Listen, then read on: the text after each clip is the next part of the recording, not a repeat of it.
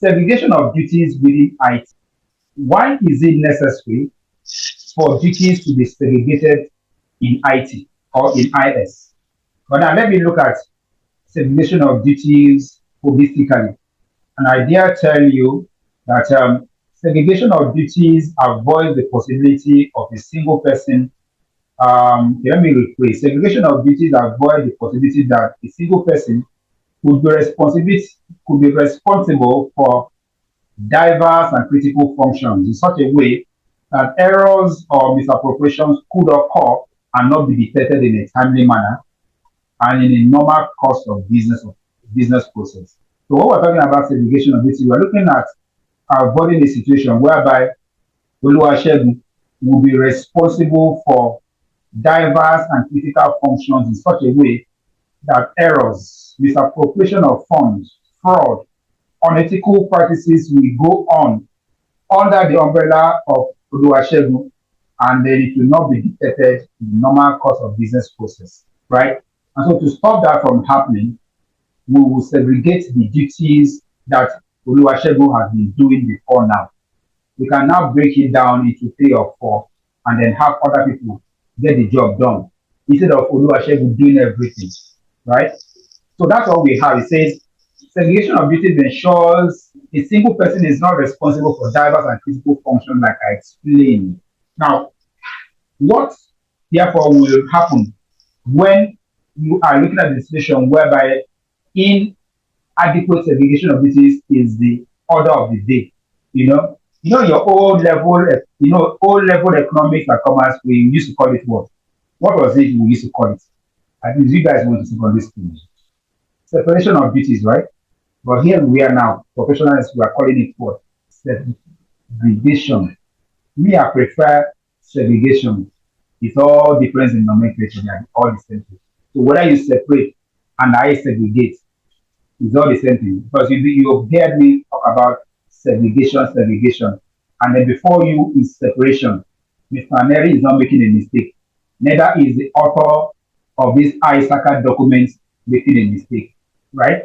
So they can separate why Neri is here segregating and the same thing, right? So whereby there is inadequate separation of duties within IT, what may result?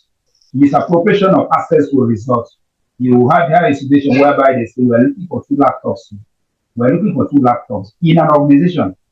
Misstated financial statements will happen. You have a situation whereby your sundry creditors is reading 1 billion naira, right? Meanwhile, it's supposed to be 200 million.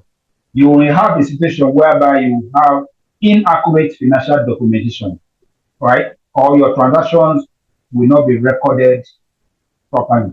Those are the things they go on. So lack of segregation of duties means that fraudulent or malicious acts can take place. But when you have segregation of duties or separation of duties, those fraudulent or malicious acts can be discouraged and then even prevented.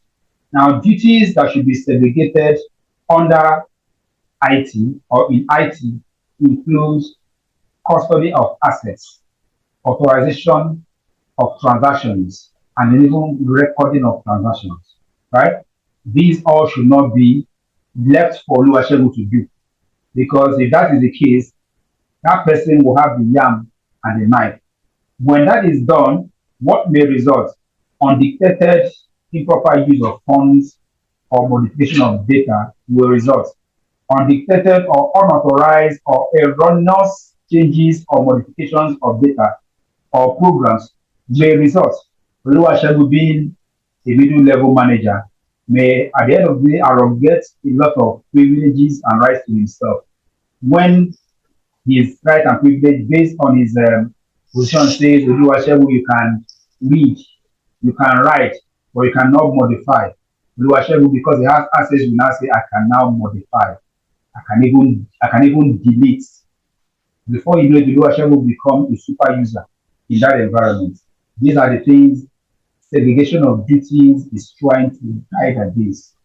So we have seen that inadequate segregation of duties in IT will result to these problems that we have been talking about. For example, inaccurate financial documentation, improper use of funds or modification of data, and then these may go undetected, right? And that spells trouble for that organization. When duties are segregated, however, access to the computer progression data library, access to the production programs, the programming documentation and operating system and associated utilities are limited. That is where duties are segregated. Unauthorized access to these sensitive environments in IT are limited. For example, access to production data library, right? Access to programming documentation, access to operating system and associated utilities can be limited, right? It also means that potential damages from such actions, right, of any one person is therefore reduced when duties are segregated in IS, right? So it therefore means that the IS department and even end user departments must be so organized to achieve adequate segregation of duties. So that is the responsibility of you as IS auditors. When you go into an environment, please test and see if such a department, such a unit has been so organized to achieve adequate segregation of duties or not. It's your responsibility.